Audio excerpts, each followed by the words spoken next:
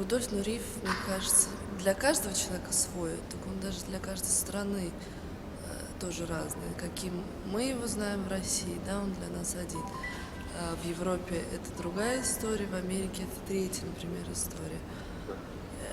Это очень многогранная личность, очень,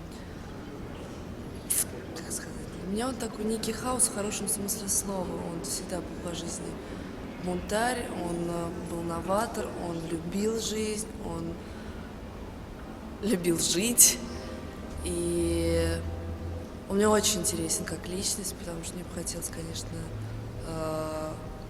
увидеть и узнать о нем еще больше. Рудольф, это же, ну, это, я повторюсь, он очень разносторонняя личность, он даже дирижер.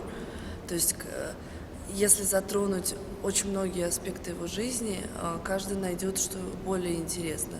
Так, кому-то более интересна сторона балета, кому-то интересна сторона просто звезды, да, эксцентричного человека, кому-то интересно, все-таки я считаю, что об этом тоже надо говорить.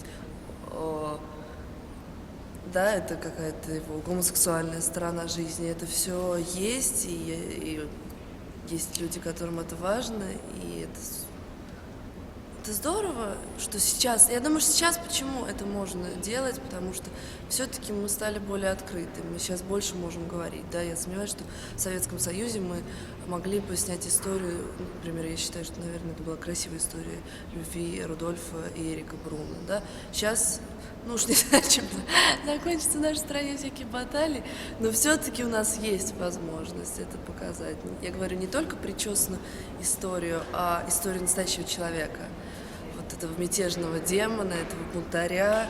И он мне именно таким на самом деле нравится. Не прилизанный на картинке, а настоящий человек из плоти и крови.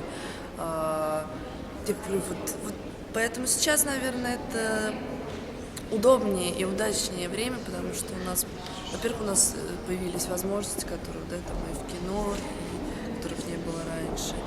Свобода, все-таки свобод стало больше, поэтому я с удовольствием узнаю, услышу историю, правдивую, я надеюсь, историю о Рудольфе Нуриеве.